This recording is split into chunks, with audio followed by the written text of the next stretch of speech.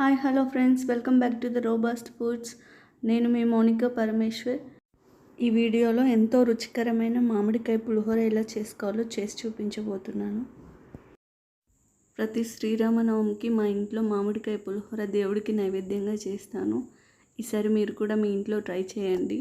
మామిడికాయ పులిహోర చేసుకోవడానికి కావలసిన పదార్థాలు: 8 పచ్చిమిర్చి చీలికలు, 1 స్పూన్ జీలకర్ర మెంతుల పొడి, 4 ఎండుమిర్చి, 3 కరివేపాకు రెబ్బలు, 3 టేబుల్ స్పూన్ శనగపప్పు, 1 స్పూన్ జీలకర్ర, 1 స్పూన్ ఆవాలు, 4 టేబుల్ స్పూన్ పల్లీలు, సాల్ట్, 1 కప్పు పెద్ద సైజు మామిడికాయ తురుము, 500 గ్రామ్స్ రైస్. ఇప్పుడు ఒక గిన్నె స్టవ్ పైన పెట్టి దాంట్లో ఒక 2 టేబుల్ స్పూన్ ఆయిల్ వేసుకోండి. ఆయిల్ కొంచెం హీట్ అయిన తర్వాత దాంట్లో జీలకర్ర, ఆవాలు, శనగపప్పు వేసుకోండి. శనగపప్పు కొంచెం ఫ్రై అయిన తర్వాత పల్లీలు వేయండి.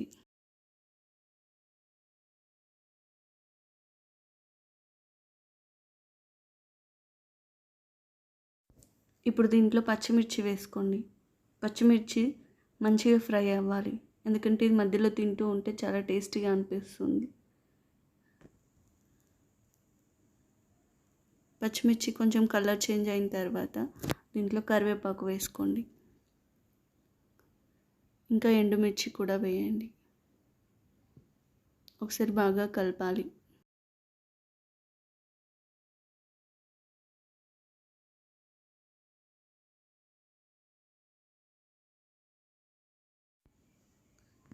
ఇప్పుడు దీంట్లో 1 స్పూన్ జీలకర్ర మెంతి పౌడర్ వేసుకోవాలి.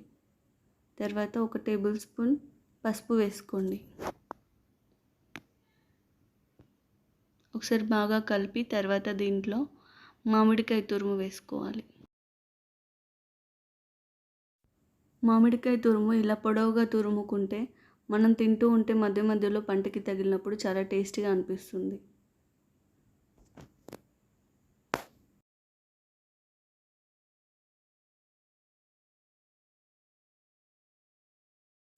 ఒకసారి బాగా కలుపుకొని దీంట్లో 1 స్పూన్ సాల్ట్ వేయండి. మీ టేస్ట్కి తగినంత సాల్ట్ వేసుకోండి. మంచిగా కలిపి మూత పెట్టి ఒక 5 మినిట్స్ ఉంచండి. మామిడికాయ తురుము అనేది సాఫ్ట్గా అవుతున్నప్పుడు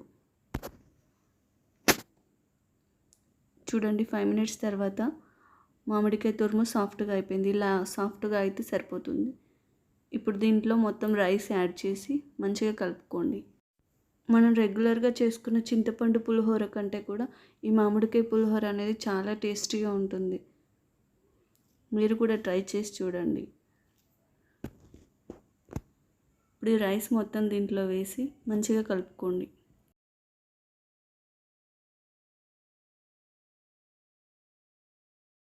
మనం అంతా ఈవెన్గా కలుపుకున్న తర్వాత మూత పెట్టి ఇంకొక 2 నిమిషాలు స్టవ్ పైన ఉంచుకున్నాం అనుకోండి, ఎంతో రుచికరమైనటువంటి టేస్టీ మామిడికాయ పులిహోర రెడీ.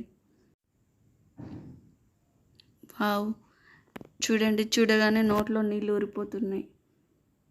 కానీ మనం దీన్ని దేవుడికి నైవేద్యంగా పెట్టి తర్వాత టేస్ట్ చూద్దాం.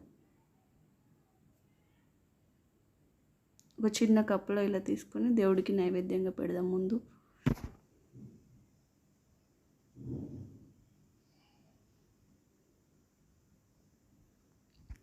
అదండి, మరి రుచికరమైన మామిడికాయ పులిహోర నచ్చిందా మీకు? మీరు కూడా ట్రై చేయండి.